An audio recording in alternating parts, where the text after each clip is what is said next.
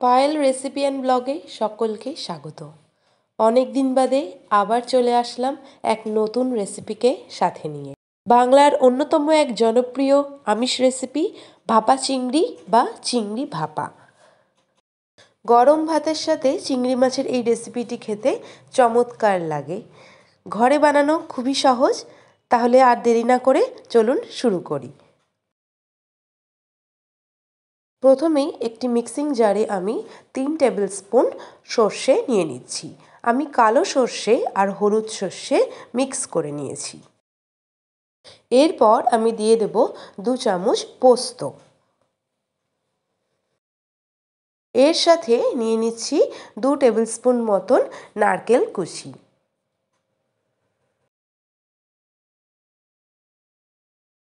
এরপর এখানে আমি 3টে কাঁচা লঙ্কা অ্যাড করলাম আর এটা একটা স্মুথ পেস্ট বানিয়ে নেব। আপনারা বেশি ঝাল খেতে চাইলে কাঁচা লঙ্কার পরিমাণ বাড়াতে পারেন। এখানে আমি 1 কেজি চিংড়ি মাছ নিয়েছি। এটা মিডিয়াম সাইজের চিংড়ি মাছ। এর সাথে আমি যে পেস্টটা রেডি করেছিলাম সেটা অ্যাড করে দিচ্ছি। এরপর দিয়ে দেব 1 চামচ হলুদ গুঁড়ো। দিয়ে দিচ্ছি ছোট চামচের 2 চামচ নুন আর 1 চামচ মতন চিনি মিশিয়ে দেব। 2টো কাঁচা লঙ্কা ফেড়ে অ্যাড করে দিলাম। এইবার এখানে পরিমাণ মতন সর্ষের তেল ঢেলে নিচ্ছি। আমি প্রায় হাফ কাপের বেশি সর্ষের তেল নিয়ে নিয়েছিলাম। পেস্টের বাটির মধ্যে অল্প জল ঢেলে সেটা ভালো করে ধুয়ে এর মধ্যে দিয়ে দেব। এরপর সব কিছু ভালো করে ম্যারিনেট করে নেব।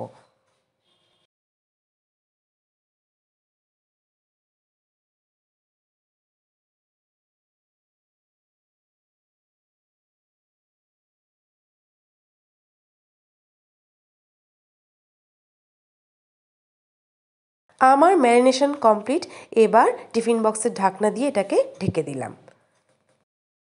গ্যাসে আমি একটা সসপ্যান বসিয়েছি। তাতে কিছুটা জল নিয়ে একটা খাওয়ার স্ট্যান্ড রেখেছি। তার মধ্যে এই টিফিন বক্সটা বসিয়ে যাতে ঢাকনা দিয়ে এরকম একটা নোড়া চাপা দিয়ে রাখলাম। আপনারা চাইলে কেউ কড়াইতেও এইরকমভাবে বসাতে পারেন। 15 থেকে 20 মিনিট বাদে আমি নোড়াটা নামিয়ে চেক করছি হয়েছে কিনা। টিফিন বক্সের ঢাকনাটা খুলেই দেখতে পাবো যে চিংড়ি মাছগুলো সব সেদ্ধ হয়ে গেছে আর আমাদের চিংড়ি ভাপা পুরো রেডি। এখানে আপনারা টেস্ট করে নিতে পারেন যে নুন মিষ্টি সব ঠিকঠাক রয়েছে কিনা। তাহলে আমাদের চিংড়ি ভাপা আজকে দুপুরে মেনুর জন্য রেডি হয়ে গেল। খুব অল্প সময়েই 15 থেকে 20 মিনিটের মধ্যে এই রেসিপিটি বানিয়ে নেওয়া যায়। চিংড়ি ভাপা বা ভাপা চিংড়ি যেটাই বলুন না কেন, এটি আপনি শুধু ভাতের সাথে নয়, পোলাও, ফ্রাইড রাইস সব কিছুর সাথেই খেতে পারেন। তাহলে আর দেরি কেন, আপনিও তাড়াতাড়ি বানিয়ে ফেলুন চিংড়ি ভাপা বা ভাপা চিংড়ি।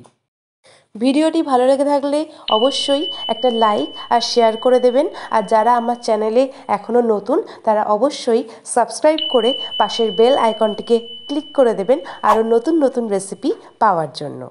ততদিন সবাই ভালো থাকবেন, সুস্থ থাকবেন। আবার দেখা হবে এক নতুন রেসিপি নিয়ে। ধন্যবাদ।